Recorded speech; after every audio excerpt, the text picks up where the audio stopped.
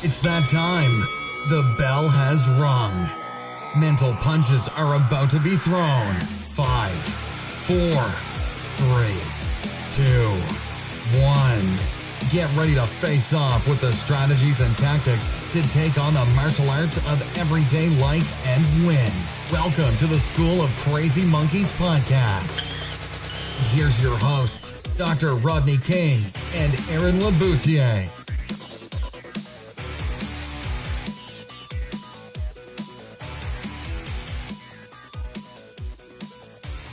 All right, so welcome everyone to our inaugural first podcast for the School of Crazy Monkey. I'm here with Aaron, and I think we're not entirely sure what we're going to talk about, are we? So you know what I was thinking about, one thing that we could discuss, because obviously most of the people that will be listening to this are going to be people that are, on the one hand, very interested in martial arts, you know, depending on which direction they've decided to take, be it more stand-up or jits or more self-preservation, whatever that may be, but definitely martial arts.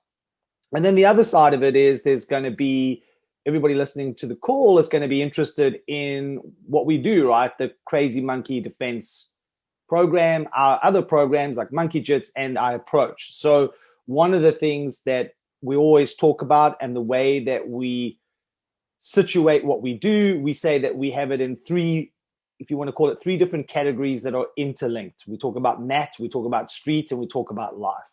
So that might be something to explore, like why those three perspectives and why are they important, and why do I think that it's really important to follow that approach? I'd like to start by telling a story. Sure, go for it. Well, I've told you this story before, but you don't remember it, which surprises me because it was such a profound memory for me that the fact that it wasn't profound for you kind of belittles the experience for me. But anyway. But I think, well, hold on. Before you do that, though, in my defense, right, you do need to realize that I've taken a lot of punishment to the head. So that is my excuse for not remembering things.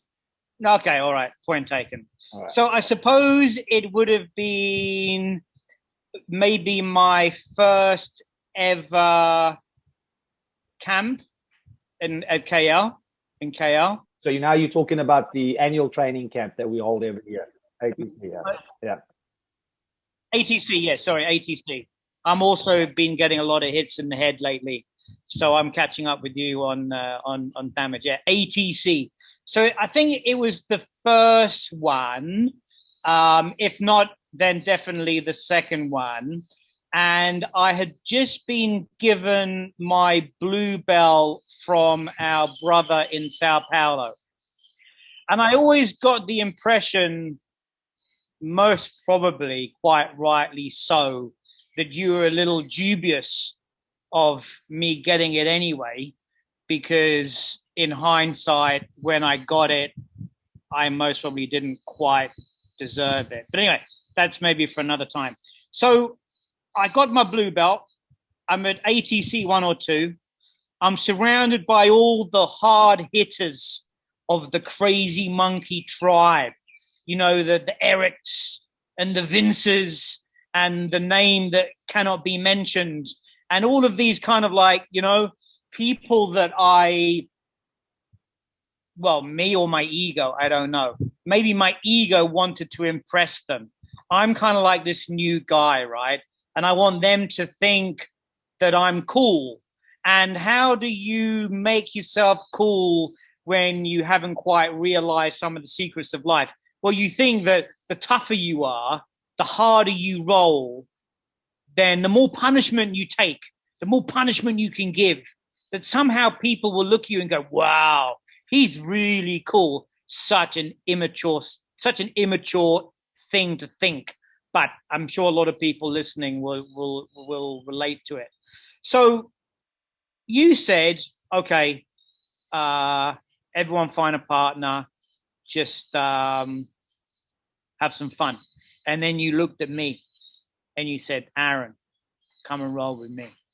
And I thought, yes, this is my time. This is my time to like show Rodney that I'm a tough guy, that he's going to like me, he's going to respect me. Not because I'm a gentle guy and I'm a soft guy, and maybe I can make a good pasta, and maybe I'm a nice guy to go out and have a drink with. No, because I can be aggressive. Surely that's what he'll like. So we rolled, and this was in the height of my kind of anxiety, panic, claustrophobia period. You passed my guard. Surprise.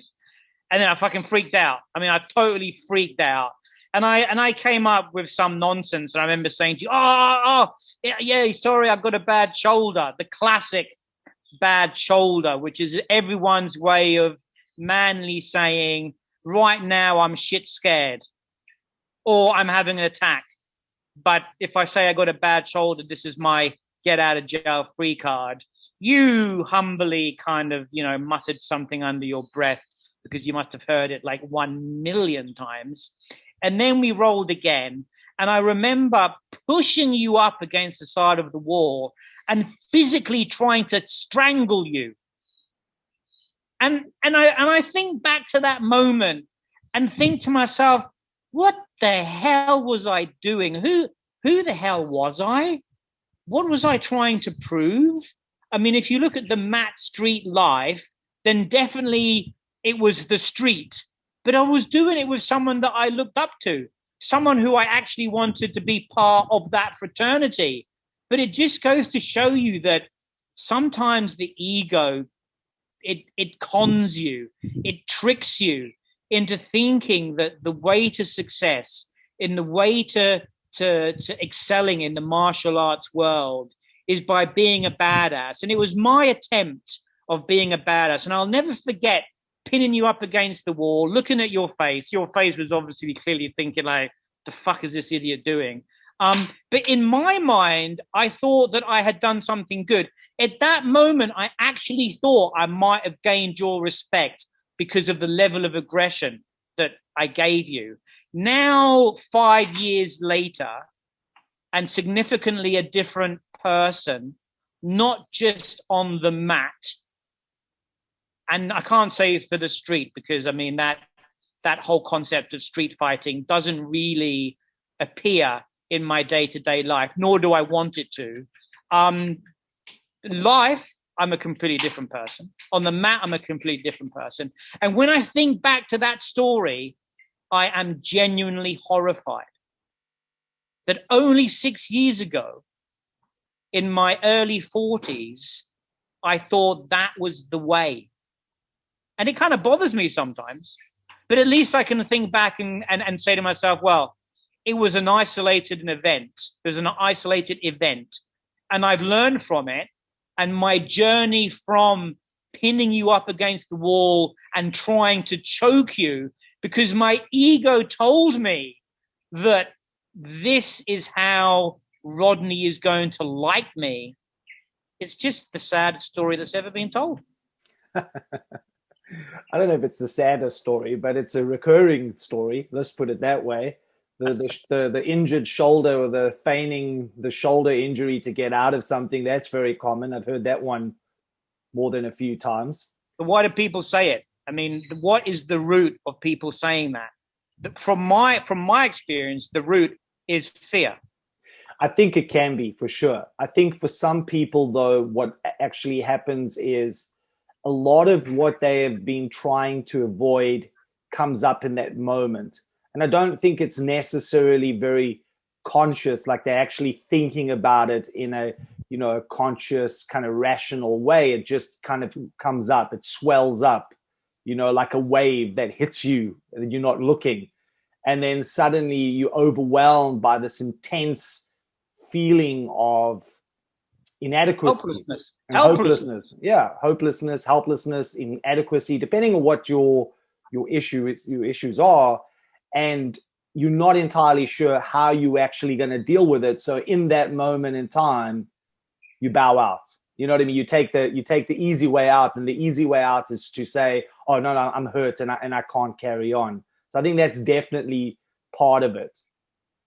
Sure. I mean, mine was anxiety and panic and claustrophobia, and that's been something that I've worked very hard through kind of immersion, kind of therapy, by just putting myself in that position and trying to visualize how to deal with it. Some of it has been plant-based, giving me an insight into where it came from. When you say plant-based, what you're actually talking about there is plant medicine, right? Yeah. So, I mean, when I took my first ayahuasca experience, I had something that I'd completely forgotten about, and it was very profound. So when I was a kid, I had what you could call chronic asthma and bronchitis. I mean, to the point where I had a letter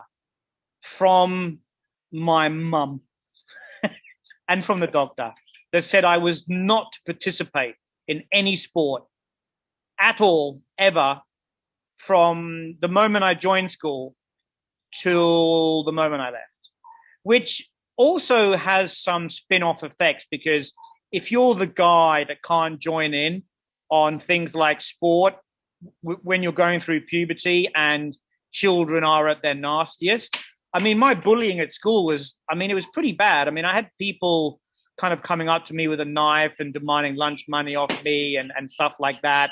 And I think part of it was because I was always the kid that never did any sport per se. Well, let's say in the winter months. In the summer, I could do it because the asthma wasn't as bad. But if I'm to inhale cold air, I would have chronic asthma and bronchitis. So before the invention of the Ventolin inhaler, what I used to have most nights was I would wake up with an asthma attack, which meant I couldn't breathe. I would scream for my mum. She would come in. She would boil a bottle of hot water. She would pour that hot water into a bowl, put a few drops of what is called old bass oil. I don't know if that's a universal thing, but it's kind of like a strong decongestant, and then chuck a towel over my head. And then keep me in there, breathing that hot water and that particular decongestant to help me breathe. Now, I had kind of forgotten about the trauma of that.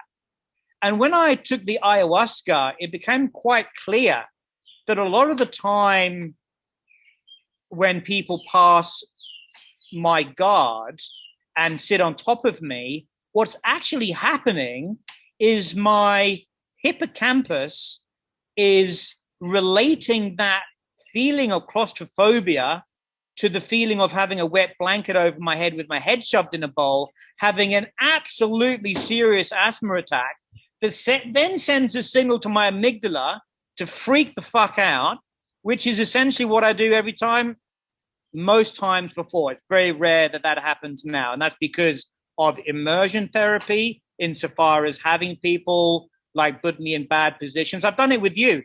I've tapped, you've walked away, and I've said, come back again. I mean, like, get back on the pony type theory. But the ayahuasca really showed me the root of that anxiety. And the funny thing was is that although I have those memories, I really didn't realize that that was the connection to my anxiety attacks. So it's important that you say that, right? Because just earlier on, you were saying, well, my reason for feigning the shoulder thing or having a freak out is because of my anxiety, right? And that kind of leads into what I was kind of alluding to.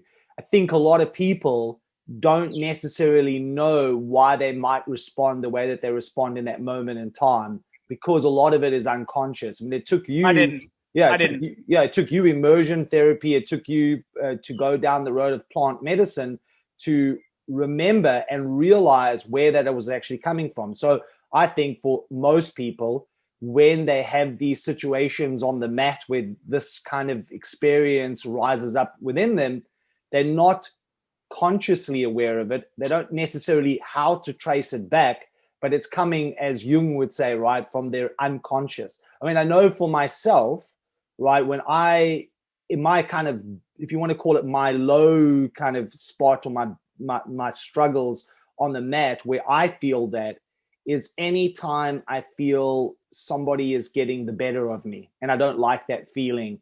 And my first response is to try to find a way out of it, to fight my way out of it and turn it around. But I can trace that all the way back to when I was a kid, never feeling that I had any sense of confidence. I felt powerless, especially when we talk about bullying and the experiences that I went through. So anytime I feel powerless, or anytime I feel like I'm not in control of a situation, or a situation has been thrust upon me that I have no way of changing, I have no say in it, that's my trigger, right? And so one of the reasons why I created this idea of saying, okay, mat street life, that integration model, always leading to life, was that we want the mat to be our teacher. We want it to be an experience where it shows these things up and we have the opportunity to work through it. And I think that in of itself is different, because a lot of martial art experiences, or a lot of experiences, especially in the modern world of martial arts, if we look at, say, for example, the competitive stream or the reality-based stream, the focus there is purely on performance. It's not on anything else. It's about, okay, let me learn the best physical skills to destroy the potential threat in front of me. None of it is about going deep within each person, within ourselves, and looking at what are the skeletons in the closet, so to speak, and how do we express that on the mat. And is that also part of our hang-ups in life? And I'll make the argument that that is true, because the body never lies. And what shows up on the mat is also stuff that shows up in life, even though we may not initially make that connection. And then we have to have the courage, or at least the environment that allows for us to actually explore that. And I think that's kind of what I was always trying to work towards. And it took me a very long time to figure that out, because for the longest time, I was in a similar kind of place that you were initially, where I just thought the only way that you're going to be able to do this and have other people respect you, and mainly men, is that you need to step onto the mat, so to speak, and be able to do the business. And if you weren't willing to go down that road, then you had no right to be there. And I think, again, that's not an uncommon experience, especially for men in the martial arts world, is because we've also been sold a kind of perspective on masculinity that perpetuates that, right? It encourages that. Boys don't cry. It's always about being tough. And you also know that when you go down that road where you are able to physically dominate other men, your relationship with those men change. Their attitude towards you changes. And, I'm not necessarily saying it's a good thing, but when people perceive me as somebody that can physically dominate them, their attitude to me changes in a very different way. They treat me better, actually, and that shouldn't be the case. It shouldn't be the case that because I'm the dominant force in that environment, that should in of itself, allow people to treat me differently, but it does. And I can see there's so many pathways we could take on this conversation, right? But I can see how that, first of all, becomes attractive, addictive, why guys would think that that's a good place to go, but at the end of the day, as you noted, in hindsight, as you look back, and I can say the same thing, and if I look back at how I was in my 20s, it's kind of embarrassing, to be honest. I mean, it's just, but I didn't know any better. And that's the other part, is I'm not trying to make excuses for that behavior, but there was nobody ever around me that said, hey, Rodney, listen, there's another way to experience this and another way to express yourself. And the way that you are is not necessarily the best. But when you're coming from my environment, where you kicked out of the house, it's at a young age, you're sleeping on the streets, your mother's a raging alcoholic, you've never known your father. So you don't even to this day, I don't know who my dad was. You were bullied in your neighborhood, bullied at school, you were treated badly too, because you were only brought up by your mother. You have all of these experiences, and I could go on and on and on about the trauma that I had as a child. We could see why you would go down that road, though, as a young adult, why you would think that that's the way to go. And as I noted earlier, there was a realization, as was the realization when I was at school, right? The guys that could kick ass, so to speak, were left alone. They got all the girls, and people treated them with respect. So once I started becoming, so to speak, that same kind of expression, those things happen for me too. But you can be in that place where that's happening for you, and you think that that's going to make things better, but it doesn't. It actually makes things worse oftentimes, right? And so I've spoken about that at length, where at the height of my physical game, where I felt I was unstoppable, and I was pretty much, and I was winning all the time, and I was going up against people in sparring and things and those kinds of experiences. Many of those guys went on to fight and compete and win in the UFC, and I eliminated everybody that I basically went up against. I never felt any more confident. I never felt more self-assured. I still felt like I had low self-esteem and no confidence, and I just didn't feel good within myself, right? So even though I could do the physical dance, so to speak, and I could dominate everybody, it didn't necessarily do for me what I thought it was going to. And I think a lot of guys, unfortunately, think that that is the case. You know, like, if I can beat these people on the mat, if I can beat these opponents, if I can take out the tough guys, then, as you noted, I'll not only be respected, but I'll be part of the tribe. In some respects, that does happen, and for a lot of people, but is that really healthy? No, I mean, my experience very recently, as my game has improved, is that I'm now noticing that when I roll with guys and I can easily dominate them, and then we go for dinner in the evening, the last thing I want to happen is for that guy to change his attitude towards me or show me any form of respect just because what happened on the mat. I find that quite tragic, and I don't want that. And I don't want to hang around with men that would want to look up to me because of the performance on the mat. I would rather have a group of people stay at the retreat who are experts in whatever they do. That could be business, music, artistic, culinary, doesn't make any difference. Whatever it is, they're better than me. They have an interest in martial arts. They get on the mat. It's quite clear, because I put in a huge amount of fly time over the last 5 years, that I am significantly better than them. Then that experience is over. Then we go to the beach. I don't want to talk about that experience anymore on the mat. That was just one experience between the two of us doing something that I just so happened to have spent a huge amount of fly time, like I said, recently to get to that level. But that's not to say that they could pick any number of topics where their fly time is considerably more than mine. And what, I'm now meant to then suddenly acquiesce to everything they say? No, I mean, there has to be a balance, right? The guy's clearly going to say, oh, yeah, you know what, you're pretty fast, right? Your jab's pretty fast, and like a pretty slippery character and couldn't hold you down, and it's fun. To be said in a fun way, not in a kind of like, wow, you know, your jab is really fast, and wow. I don't want someone looking up to me because I got a fast jab. I find that just bizarre. I know there's three things there, right? First thing I want to say is, but you will agree though, right? And you've noticed this now that you said that you've been coaching for a little while. The fact is, you do get treated differently. That's a reality, right? Yeah. So second to that is, now you can see where I come from, is that unfortunately, as I traveled around the world for over 2 decades, that kind of separation, I feel it's a separation, because you're not really connecting with people when they treat you differently just because you can physically dominate them. That is an experience I had all the time. And so many times, it could never just be left on the mat, right? So it always came with me everywhere, in every conversation. And so then I would get accused at times because I would be aloof, and I wouldn't be this kind of person that, people could just come up to. But nobody ever understood it from my point of view, is that it's very hard to be this kind of open person when everybody's treating you differently because you can physically dominate them, right? And telling them not to doesn't necessarily make it go away.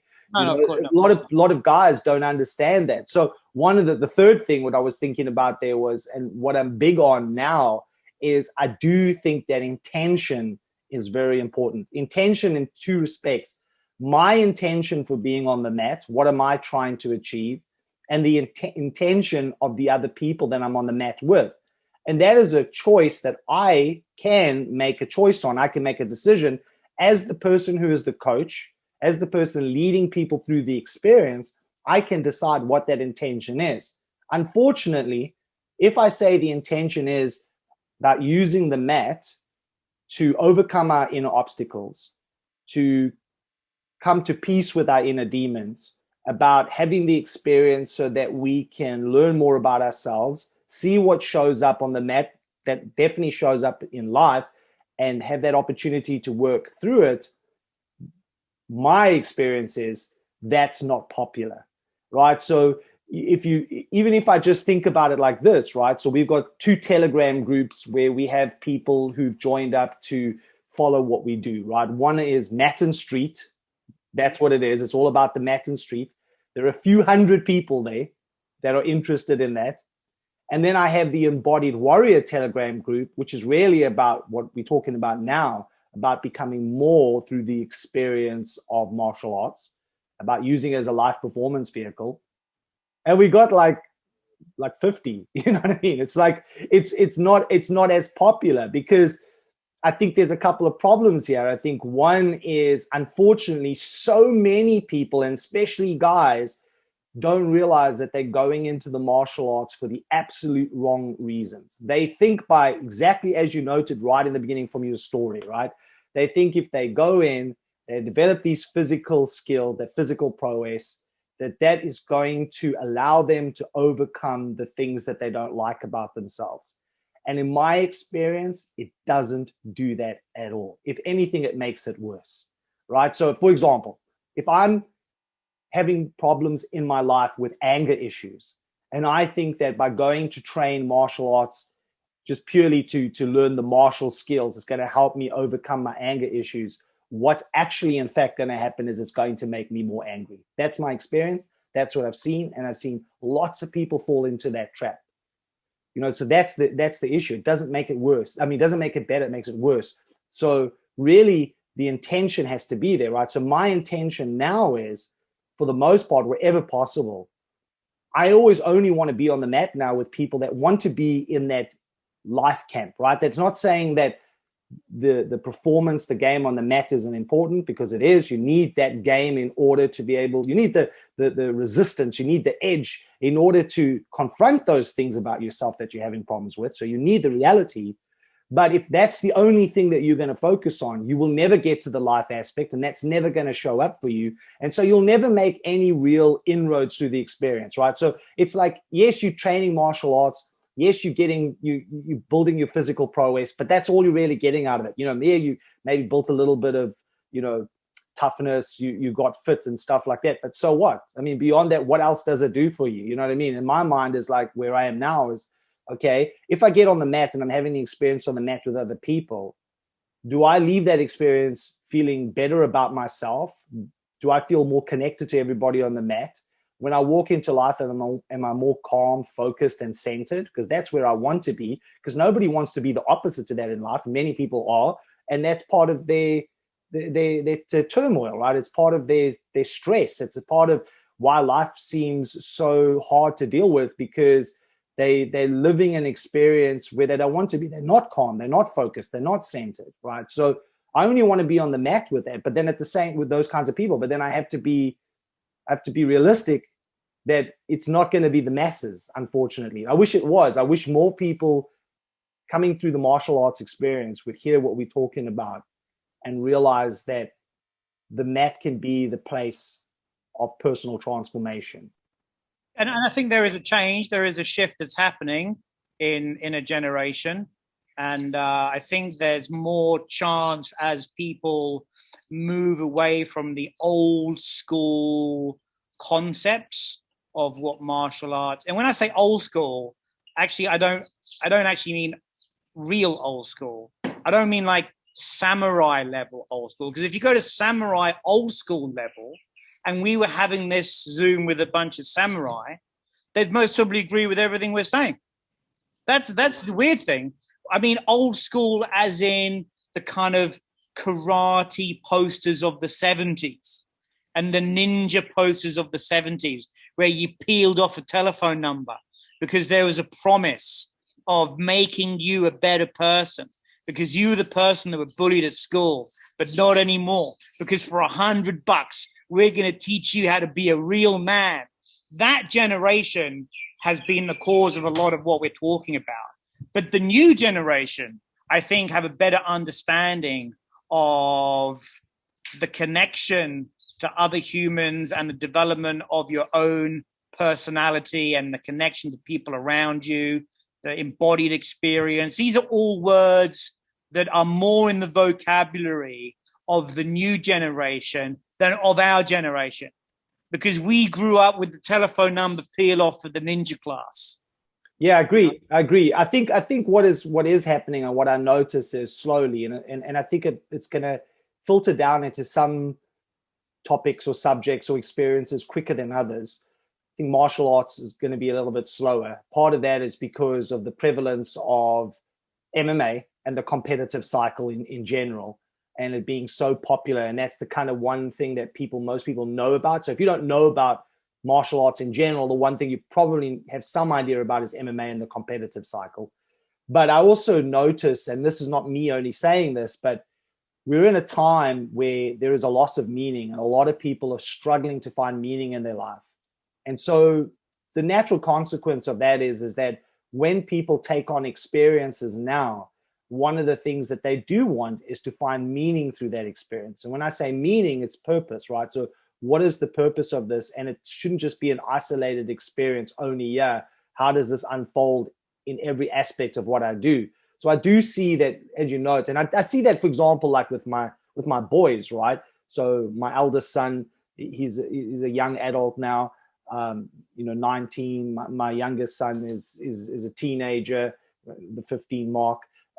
Definitely in their generation, I've noticed that they ask questions that the generation before didn't, and they are definitely more interested in the experiences that they have. Has to have some meaning, right? It has to be more than just that, right? More than just the game, more than just learning how to fight. And it's about becoming more as a person. I mean, I told you the story just the other day. Egan got into a little bit of a situation back in South Africa. He had to defend himself, but he said the whole time through that experience, he had my words in his head, right? It's like, okay, I'm here.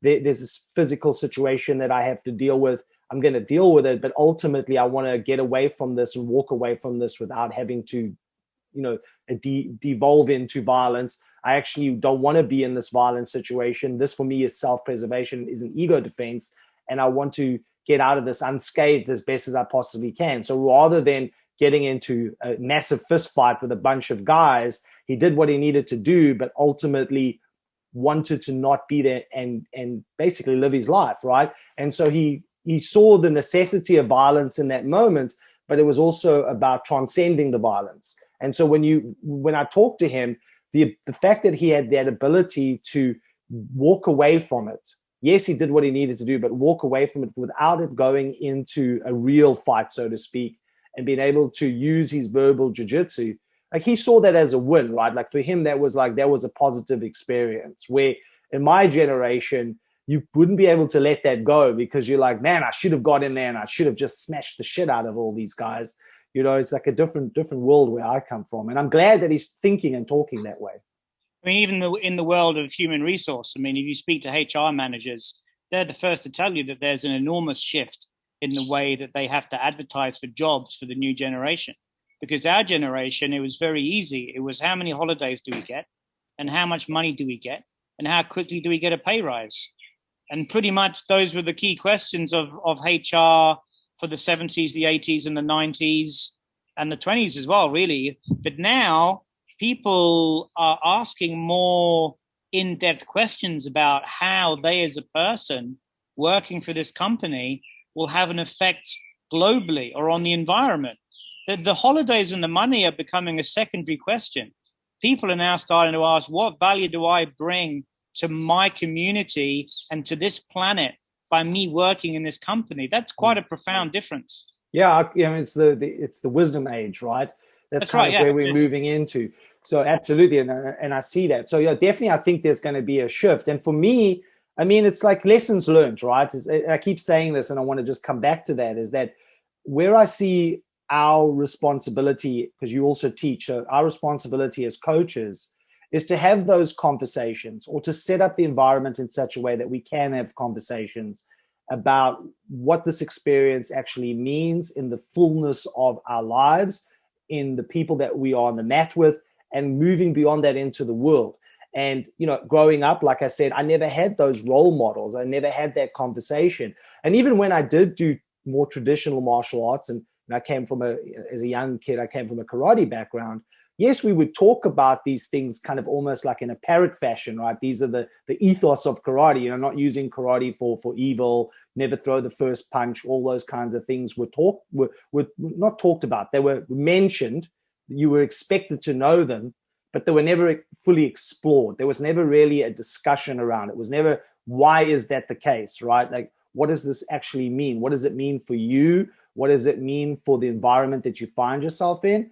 And I think that needs to be done. And had I had better mentors, people that I was training with at the time, I think my outlook on everything would have come to where I am now a lot quicker. But I'm only figuring that out now, right, as I get closer to the 5-0 mark, right? And so, it's unfortunate. I wish I could go back and change some of those things, because in hindsight, I wouldn't do the way that I did it right back in my 20s. Actually, I think the way we do it now is much better, but I had to have done that to get to where I am. I realize that too. I rolled with a guy this morning, and in side control, I looked into his eyes and I knew exactly where he was. So I took my weight off him, and he said to me, "Why have you taken your weight off me?" I said, "Because you're about to panic." He said, "How do you know?" I said, because I can see it in your eyes. So what do you want to do? You want me to just stay here and just get your breath for a few seconds? And he said, oh yeah, no, thank you. I was about to lose it. I said, yeah, sure. Don't worry about it. I mean, your frames are shit. That's mostly why you're having this problem, because I'm right on top of you. So why don't you just adjust your frames, take 3 deep breaths, and then I'm going to lower myself back onto you gently. And you know what? It worked fine. As opposed to this guy's panicking. Let's see how much he can take. Let me see how much I can get him before he taps. And that's my big takeaway now, is that if I'm rolling with someone and I can see that they're starting to feel uncomfortable, I'll stop and say, you're feeling uncomfortable. You know what? I can feel it. I can feel your energy is uncomfortable. So why? What's wrong, man? And they'll either say, I don't know what it is. And then there's a whole conversation, which I can help with because I pretty much know what the problem is. But technically, I can also help. From a purely technical game of jits, I can say, you may be able to alleviate this a little bit because you had no frames when I passed your guard. So I just flattened you, and then I just put 97 kilos of fat on top of you. That's why you're not feeling so good. But look, check this out. And then you go into another lesson, and it helps them. But the point is that it's done gentlemanly. I'm not doing it to make them feel like they failed. I'm doing it because I've been there and I popped out the other end, and I would never want another person to have to suffer what I went through just because it would make my ego feel better. Then I would be the worst coach in the world, right?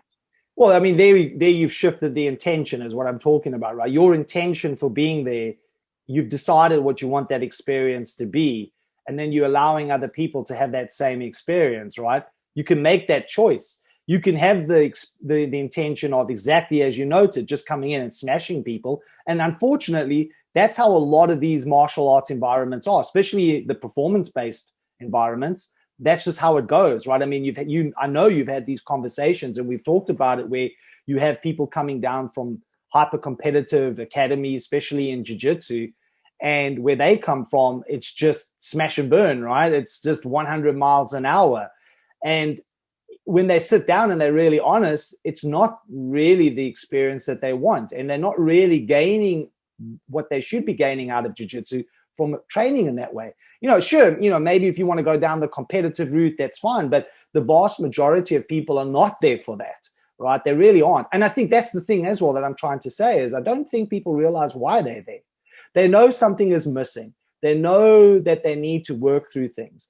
And there's always a kind of a sense, and definitely when I was growing up, and that's through the movies and everything else, especially the martial arts movies, that martial arts has this promise, right? It has this promise that if you train martial arts, you will become confident, you will become disciplined, you develop courage, and all these kinds of attributes. And so naturally people think, well, I'm struggling with all these things. I'm sure if I go train martial arts, those things I'm going to be able to overcome. It changes very quickly because the environment that they go into is not offering it, right? And so your example of saying, I can see in his eyes where he's at, and so I took the pressure off. So that's you've created an environment that allows that, right? And so that's going to be that student's experience with you. He's going to get the shock of his life when he goes to another academy, because that's probably not what it's going to be like, right? It's going to be the complete opposite. Then he has to make a decision for himself. How do I want to have this experience? Do I want to put myself there and train like that? Or do I want to train the way Aaron is, creating the experience? And that's really it, Yeah, and there's another variable as well, is that in the 70s and 80s with the pull-off telephone number, there was a certain profile, and you even see it in when you go through various training in the police force. If you do martial arts and you collect guns, then there's a profile for that type of person, and it's not a good profile. I mean, in the world of law enforcement. But again, that was born from an era where it attracted a certain type of male that would get high on the fact that he could bully people in the class and outside of the class because they were hiding some immense issue inside, so immense that it could lead to criminality and violence and domestic abuse and rape and everything else. What I'm finding now, and of course you're a big proponent of this, is that when you teach, you're teaching from an academic perspective as well. And I don't mean an academic perspective of the game.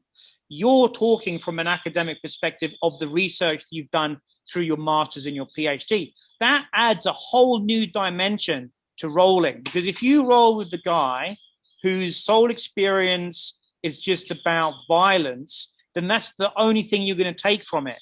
However, if someone rolls with you and then you start chatting to them afterwards about the parasympathetic nervous system and the sympathetic nervous system and the myriad of things that we talk about, then all of a sudden the art of Brazilian Jiu-Jitsu has been given another layer, a layer of academia, a layer of philosophy, a layer of chivalry, a layer of contemplation. And not everyone is able to do that. So I'm lucky because, starting my journey pretty much with you and then listening to you, but that extra layer of academia over the martial art has meant that I have followed in your footsteps, right? So now when I deliver a class, I'm more than happy to talk about the biological, philosophical reasons why things are happening. And then that extends the class by another hour because you sit around discussing academically why certain things happen. And for a lot of people, they're blissfully unaware and they like it because it adds an extra layer to it. Yeah, no, absolutely. That's what, again, coming back to intention, right? Like I said, I only want to train with people that want to have that conversation. It's not saying that I'm an expert. It's just, can we have a conversation about these ideas? Because I'm always interested to know where other people are coming from too.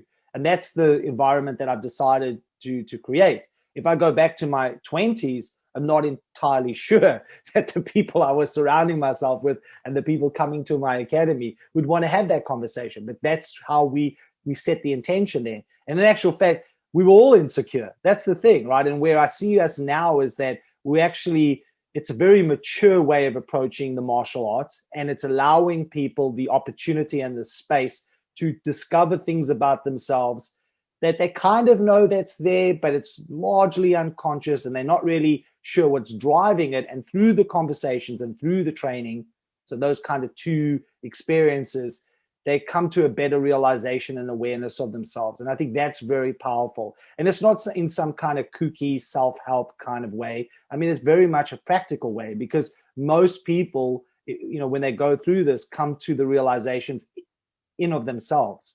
It's not that we are necessarily telling them what to do. We're just leading the discussion. We're leading the experience. And then when people have that opportunity to have that ability to be open and not be criticized or ostracized because they want to express themselves. For example, it's okay to say that an experience on the mat made you afraid. It's okay to say that brought up anxiety. The question now is, why is that happening? Where is it coming from? And how can we work together to overcome that? Because once you get that right on the mat, I'm a firm believer that means you will get it right in life. The body never lies. And so you can tell a lot about a person and where they're at, even if they don't know themselves, based on how they step onto the mat and they express themselves, right?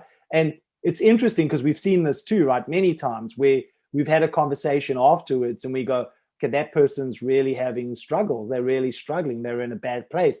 But when you speak to them, they fact that they're not, right? It's like, no, I'm not. I'm perfectly fine. I'm okay. Maybe they generally don't realize it. No, that's what I'm saying. I'm saying they don't realize. They don't realize it, right? But then they have conversations. They hear the conversations, and if they allow themselves to be open, then through that experience, they will become aware of it, right? And so I've had that also with a lot of people where they're like, I didn't realize that I was struggling in the way that I was struggling. And it was actually through the training experience, that the way that you set it up, that it's about challenge play and not hyper competition, that we're always working with each other, that each person is valued and their place where they are, the way they step on the mat is acknowledged and accepted. And then the conversations afterwards, that's where I really learned something about myself, and I was able to change things that I hadn't been able to change in the past, because now suddenly I become aware of it. And I think that's where martial arts in of itself has a powerful possibility for people in their lives. Well, it has the power for genuine growth if you allow it to. I mean, if you look at my personal journey, 15 years old, Shaolin Kung Fu, 7-star praying mantis. By the time I was 18, I must have known at least 20 different variations of Shaolin and 7-star praying mantis forms, which pretty much made me the toughest man on the planet. Pretty much, right? I mean, I knew 20 forms. How could I possibly be defeated? You go to Thailand, you get introduced to Thai boxing, you go through that phase. Then I met Kevin Chan, who is also a big influence on my martial art life, introduced me to the world of Wing Chun. That would then become a big thing for me. He took me through that journey. And then I became very close with Adam. Then there was another journey. Then I become very close to you, plus the people that you've also helped in your immediate circle, people that have had an effect on me, Neville, Jacques, Vince, Don, all those people, they've all had an influence on me, right? So at the end of it, at 50, from 15, there's been an incredible growth in my martial art life. But the point is there have been times when I've had to sit back and say, wow, you really are shit. Yeah, and that's okay, right? I mean, yeah. And then have to start again. And then you start again and you train hard, and guess what? You're still shit. And you keep on going.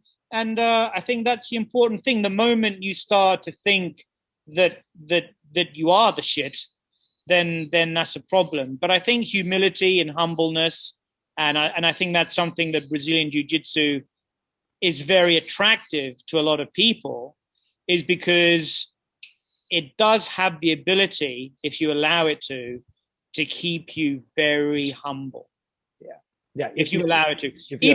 If you roll with the right people. It's very easy to set up your own school, and it's very easy to have your belt and make sure that you keep your students at a certain level and make sure that no one else comes into your school. Then you can be the shit in your class. But if you're happy to let, as I do down here at the retreat, everyone is welcome. And, I'm regularly being taught a harsh lesson. And there's the growth, because I take it as a lesson. And I go off and I think about it and I work on it. I don't get upset about it. I don't think that there's anything wrong with me. I don't think that I'm less of a man just because a guy who's been training longer than me is able to submit me. That would be a huge insecurity on my behalf. And even if you're the person that's been training for a long time like me, so what, right? Everybody loses, everybody gets tapped, right? It's what you learn from that experience, what comes out of it, that's the most important thing. It's not the fact that you got tapped. I mean, it's Yeah, well, I mean, once you take away the hyper competitiveness and the hyper masculinity and the ego out of all of this, then there's a very enjoyable experience to be had. And I don't mean enjoyable just insofar as enjoying the movement of the body working beautifully with the movement of another body. That in itself is quite incredible.